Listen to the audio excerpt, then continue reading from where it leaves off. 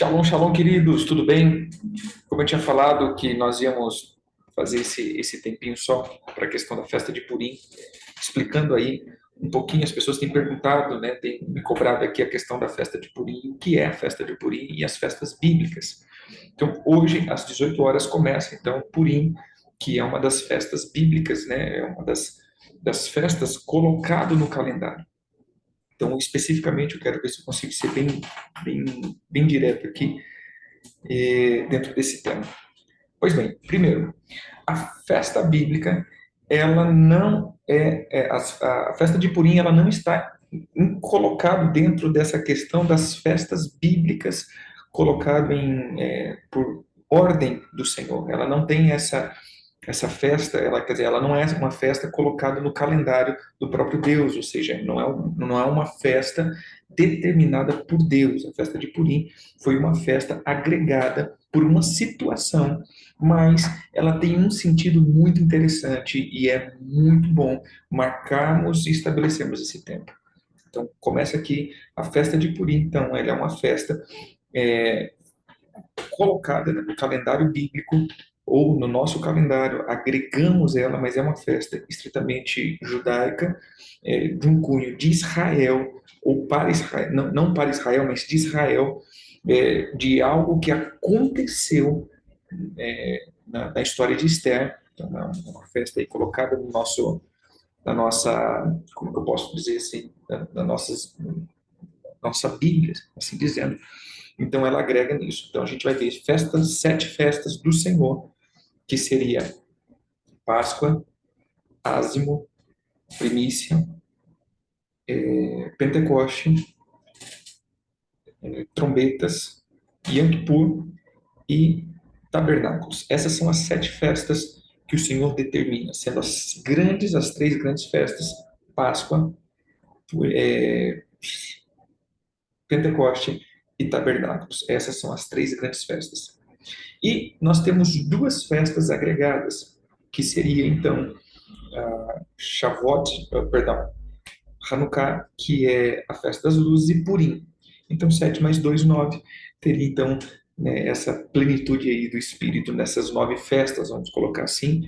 Mas as três grandes festas, nós vamos ver aí a Páscoa, Pentecoste e Tabernáculos, e as 7 festas que o Senhor determinou. Então, o primeiro ponto, né, da festa de Purim, ela tem esse cunho que é uma festa colocada no calendário por causa de um acontecimento. Então, agrega-se à cultura hebraica essa festa por aquilo que aconteceu, por um livramento. Dois, o contexto de Purim é um contexto bem interessante. Ele é um contexto onde o Senhor está trazendo um livramento ao povo. Então, veja, o contexto de Purim, a festa em si é estabelecida lá em Esther, capítulo 9, verso 16 em diante. Aqui começa, então, a festa de Purim, ou o estabelecer dessa festa para as gerações. Então, veja aqui. Também os demais judeus que se achavam nas províncias do rei se reuniram e se dispuseram para defender a vida e tiveram sossego dos seus inimigos e mataram as 75.000 dos que os odiavam, porém no despojo não tocaram. Sucedeu isto no dia 13 do mês de Adar. No dia 14 descansaram e fizeram dia de banquete e alegria. Os judeus, porém, que se achavam em Suzã, se ajuntaram nos dia 13 e 14 do mesmo e descansaram no dia 15 e o fizeram dia de banquete de alegria. Também os judeus da vila que habitavam na aldeia abertas fizeram no dia 14 do mês de Adar dia de alegria e de banquete e dia de festa e de mandar porções dos banquetes uns aos outros. Mordecai escreveu essas coisas e enviou carta a todos os judeus que se achavam em todas as províncias do rei Assuero, aos de perto e aos de longe, ordenando-lhes que comemorassem o dia 14 do mês de Adar e o dia 15 do mesmo todos os anos, como os dias em que os judeus tiveram sossego dos seus inimigos, e o mês que se lhes mudou de tristeza em alegria, e de luto em dia de festa, para os fazerem dias de banquete e de alegria, e de mandarem porções de banquete uns aos outros e dádivas aos pobres. Assim os judeus aceitaram como costume o que naquele tempo havia feito pela primeira vez, segundo Mordecai lhe prescrevera. Porque Amã, filho de Amadate, o Agatita, inimigo de todos os judeus, tinham intentado destruir os judeus e tinha lançado isto é, sorte para os assolar e destruir. Então veja só, queridos, eu vou só abrir mais um parênteses aqui. Festas bíblicas. Eu tenho visto as pessoas cometerem um erro grande em relação às festas bíblicas. Qual o erro? O erro é judaizar. O que é judaizar? As festas não são dos judeus, apesar de serem instituídos primeiro na nação de Israel, mas as festas é do Senhor. As festas são do Senhor. E aqueles que fazem parte de uma vida com o Senhor, é óbvio que essas festas também pertencem a eles. Porém, o que eu vejo as pessoas fazendo é pegar os costumes judeus para estabelecer algo. Então, eles estão simplesmente não entendendo o contexto ou por que essa festa foi colocada, a sua marcação de tempo, o seu fundamento, os seus princípios, e simplesmente copia coisas que os judeus, os judeus fazem assim, então pronto, eu estou fazendo. Então, nós estamos, isso sim, judaizando. E isso não tem, para mim, uma validade. Eles comem isso, eles comem aquilo. Blá, blá. Ou seja, a gente mais se importa com a comida e com as vestimentas judaicas do que realmente com o sentido ou o princípio ativo de cada tempo determinado por Deus. Então veja, Deus não marcou 7 festas e agora colocando as 9, as duas mais, agregando 9, Deus não marcou essas 9 festas, vou dizer assim, ou nós não fazemos isso para copiar o que os judeus fazem. Nós marcamos porque entendemos que é um princípio ativo do reino e que isso libera algo sobre as nossas vidas. A única festa específica que tem uma comida determinada é a festa de Páscoa e pães ázimos. O restante, não que não podemos fazer, mas esse não é o princípio ativo da festa. Ou seja, não é para isso que Deus disse, você vai à festa de Purim, você vai fazer o docinho tal, você vai fazer isso, e se você vai se fantasiar, pronto, isso, festa de Purim. Não, querido. Há um princípio ativo de cada uma dessas festas. Há algo que o Senhor quer comunicar como memória, por isso eu digo que todas as festas são memorial. Ele vai ativar uma memória na minha alma e vai se levantar como uma memória perante o Senhor. 2, um portal de prosperidade. Por isso, todas as festas, ele sim vai ter uma oferta a ser dada. Entendeu? Então, todas as festas, ele condiz nisso, porque são tempos determinados no calendário. Então, aqueles que não entenderam ainda, no meu canal do YouTube tem uma série que a gente fez de Vencendo o Mal de Cada Dia. Eu vou explicar um pouco mais do meu entendimento acerca dos tempos e o que é tempo, segundo uma visão que eu entendi da Bíblia. Então, eu volto, em nenhum dos meus vídeos eu quero fechar o assunto como dizendo eu tenho a verdade, mas esse é o meu ponto de vista, aquilo que eu entendi das Escrituras acerca de cada ponto desse. Então, entrando nesse contexto, veja, todas as 9 festas, ele vai ter ele vai ser uma memória ou um memorial, ele vai ativar uma memória na minha alma e uma memória no reino celestial e um portal de prosperidade.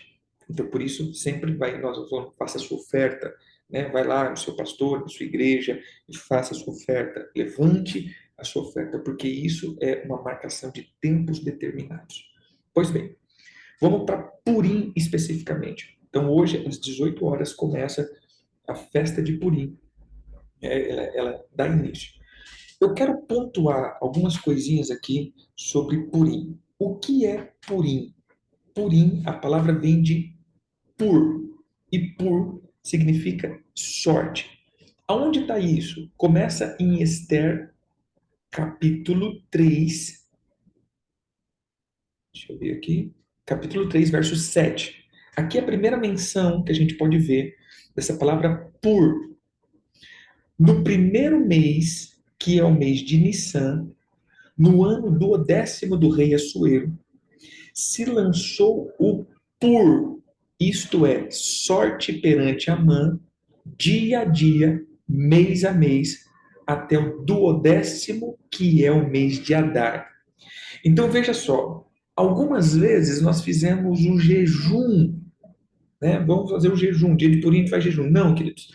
Depois, buscando mais entendimento, dia de Purim não é dia de jejum, dia de Purim é dia de festa. Veja, o decreto dado, dia festivo, de banquete e trocar presente. Então não é dia de jejum, Purim é dia de festa. Os 3 dias de jejum de Esther não foi no dia de Purim. Eles não estavam jejuando quando lutaram. Eles não estavam em jejum quando lutaram. Pelo contrário, eles estavam nutridos, estavam bem fortes para poder lutar. Então não eram dias de jejum, eram dias de festa. O dia de Purim, festa de Purim, é dia de festa e trocas de porções. E depois aqui coloca como uma obra de caridade também, começando por aqui. Pois bem, então em Esther 3, 7, nós vamos ver então que Amã, o inimigo do povo judeu, ele lança pur perante ele. Vamos ler de novo. No primeiro mês, que é o mês de Nissan, o ano duodécimo do rei Assuero, se lançou pur. Isso é sorte perante Amã, dia após dia. Ou seja, ele passou praticamente 365 dias, todos os dias, ele recebia, lançava-se pur perante ele. A palavra é sorte, mas nesse caso dele, era como que se houvesse um encantamento. 365 dias, ou seja, um ano, foi lançado encantamento para que ele pudesse chegar diante do rei e pedir a cabeça dos israelitas. Então veja aqui, queridos, o que nós podemos associar isso para hoje? Veja, meu irmão, todos os dias no reino físico é feito obras, é feito decretos, é lançado nos ares, é ativado assim uma característica, uma, uma, uma atmosfera contra os servos do Senhor. Todos os dias, palavras, conjuros, é lançado, blasfêmias é lançado, decretos são lançados contra aqueles que servem o Senhor. Isso é fato. Todos os dias as trevas têm criado uma atmosfera. Mas veja só, Amã não simplesmente pensou, eu não gosto dos judeus, amanhã o rei, vamos matar os judeus? Não, querido, não foi assim. Ele ficou um ano se preparando e depois ele chega perante o rei para pedir a cabeça daqui mais um ano. Ou seja, praticamente foram, segundo o meu entendimento, dos 2 anos para o começo do engendramento ao final, ao dia de Purim. Foram 2 anos de preparação. Primeiro ano, ele, no seu oculto, lançava pur. Segundo ano, ele foi para o decreto físico. Primeiro ano, reino espiritual. Segundo ano, reino físico. Então veja aqui, no primeiro ano, então, ele foi totalmente, vou colocar assim, foi feito um encantamento a ele, para que ele pudesse achar graça diante do rei. E veja, querido, que ele, isso funcionou. Ele se achou tão agraciado pelo rei que o rei deu o anel para ele, o anel de selar. Gente, é a mesma coisa eu chegar e falar assim: toma o meu cartão com as minhas senhas, talão de cheque assinado, ou seja, cara, toma. Eu não vou fazer isso para qualquer um, eu vou fazer isso para uma pessoa que eu confio por demais. É algo totalmente uau, entendeu? Então veja que isso funcionou. O que Amã fez funcionou, a ponto do rei simplesmente abrir o coração de tal maneira de ficar cego. Veja, irmãos, veja que economicamente não era nem bom para o rei. Por quê? Porque, cara, se eu matar uma nação, essa nação era escrava de Assuero. Eles estavam exilados. E, vamos dizer, essa nação pagava imposto. Essa nação dava lucro. Então, assim, fisicamente não era lucrativo matar, destruir uma nação.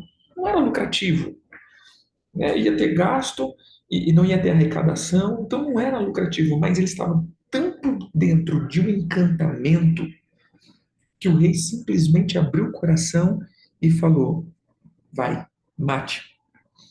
Pode matar, pode, faz o que você quiser com esse povo. Mas veja, um ano inteiro, Amã, ele buscou a investidura das trevas para ter essa, essa, essa habilidade.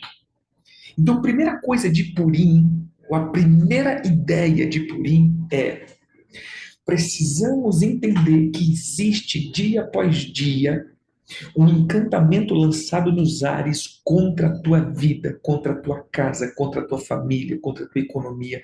As trevas, ela não age repentinamente.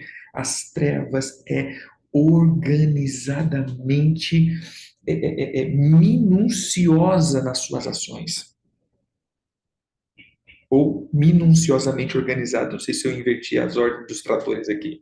Mas ela simplesmente faz as coisas muito minuciosas. O que eu quero que você entenda, quando o inimigo ele veio para te atacar, ele já preparou muita. Eu estou passando por prova, apóstolo. Irmãos, o diabo não idealizou ontem te atacar. O diabo não ficou, eu não tenho nada para fazer hoje, eu vou pegar o irmão fulano de tal, vou dar umas porradas nele. Não, querido, não é assim. Quando realmente a chapa esquenta, quando a gente brinca, quando nós entramos numa prova, não foi de uma hora para outra que o diabo idealizou ou arquitetou aquilo ali. Não, aquilo já vem, ó, sendo idealizado e já há um encantamento, já há uma estrutura montada para que aquilo aconteça. Segundo ponto, aquela estrutura gerou nos judeus um desânimo. Então, todas as vezes que você está passando por um tempo de guerra, entenda, queridos, não é acaso. Você já veio comendo das iscas de Satanás faz tempo.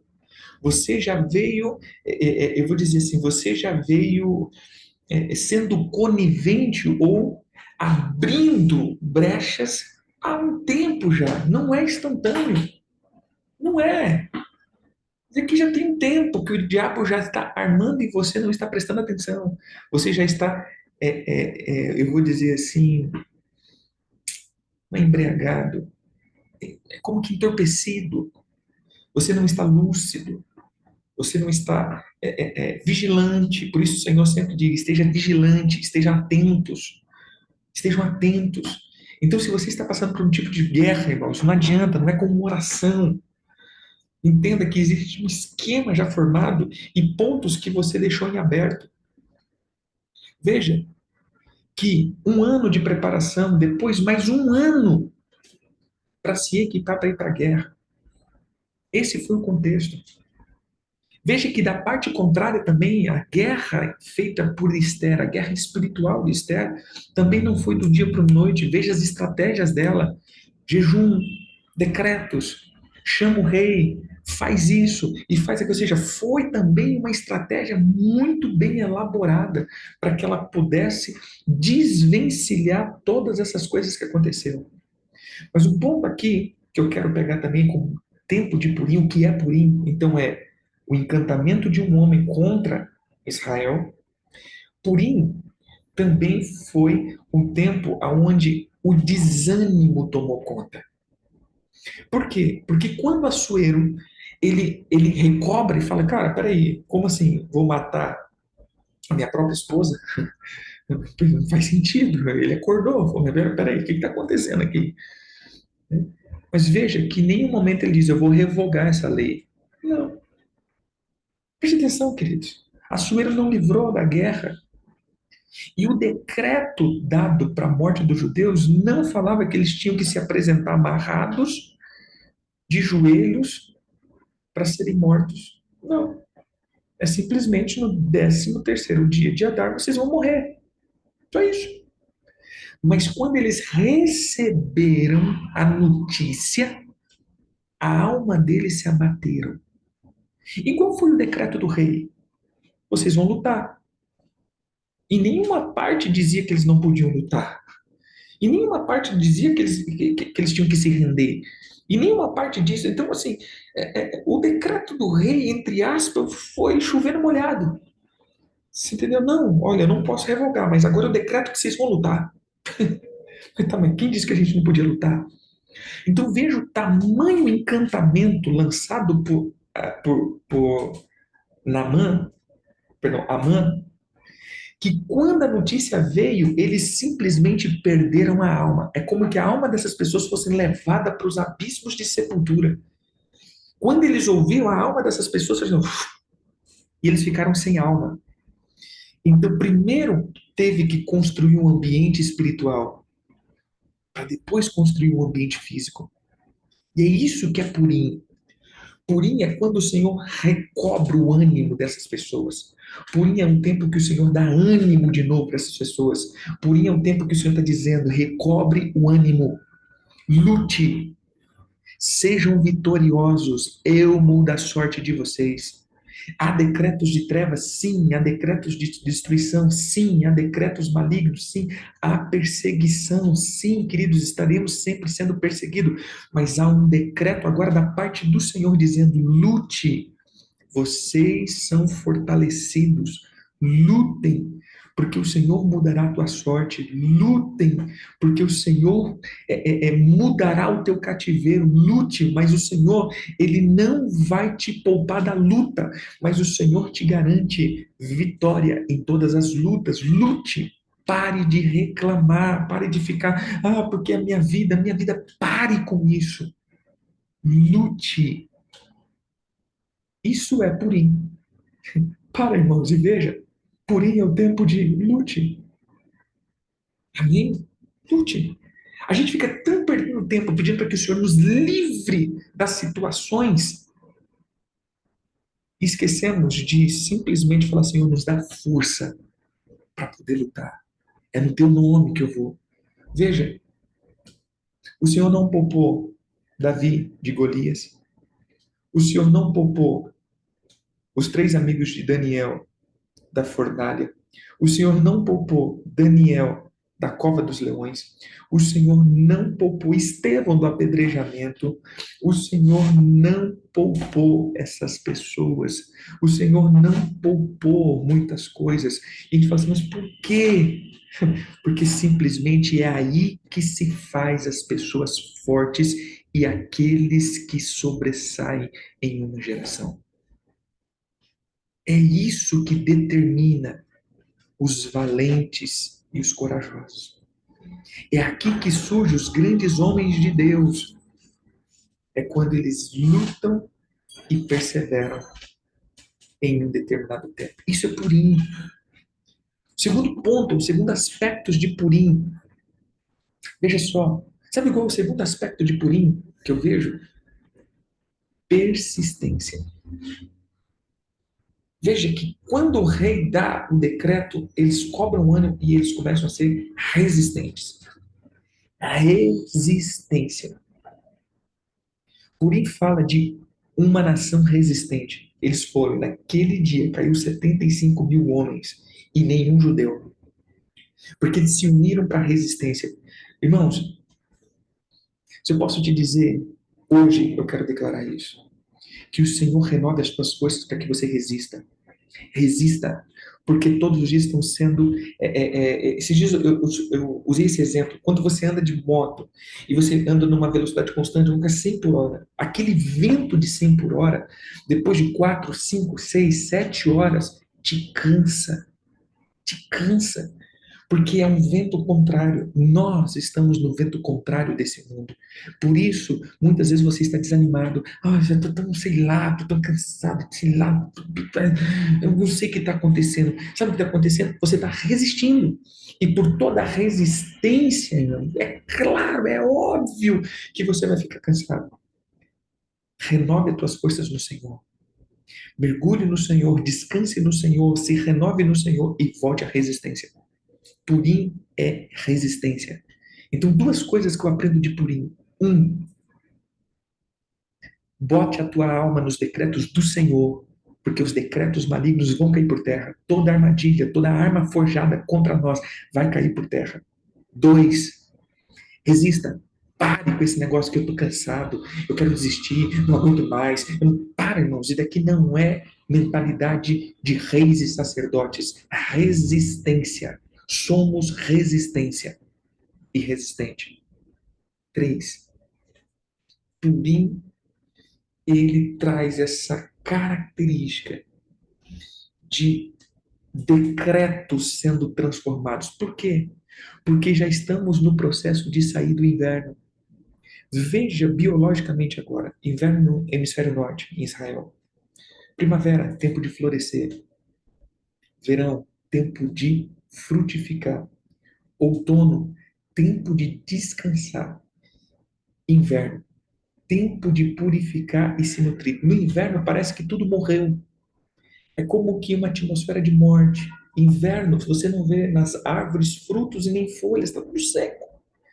Parece que está morto, mas o seu interior está vivo e nutrido. O que nós estamos passando? Inverno para a primavera. E o que que precisa? Força. Sem força você não rompe. Sem força você não dá luz àquilo que foi gerado. Então o que que acontece aqui? Nós precisamos de força. Qual é o contexto espiritual e natural do tempo de Purim? Estou saindo do inverno e vou entrar agora na primavera. O Senhor está mudando o meu decreto, o Senhor está mudando o meu tempo. O tempo de inverno acabou. Eu estou entrando na primavera e essa primavera terei novos começos, terei novo tempo, terei novas habilidades, terei novas armas, terei nova unção, terei novas coisas que se abrirão para a minha vida, mas eu preciso de força. Então, resistência, decretos, para que eu rompa em um novo tempo. E é isso que eu quero declarar sobre a tua vida. Em nome de Jesus, entre hoje, nesses 2 próximos dias, esse portal de Purim, ative a força, que o Senhor renove a tua alma, que o Senhor renove as tuas forças, que o Senhor renove a tua vida, que o Senhor renove a tua unção, que o Senhor renove a tua família, que o Senhor tire da sepultura as tuas finanças, que o Senhor multiplique a graça dele. Haja ânimo. Tenha bom ânimo, nenhum decreto maligno prosperará para aqueles que estão posicionados e dentro de Jesus Cristo. Em Cristo Jesus, o Senhor está na nossa frente e a espada dele dará cabo aos nossos inimigos. Só mantenha bom ânimo em nome de Jesus. Eu declaro isso, um tempo novo.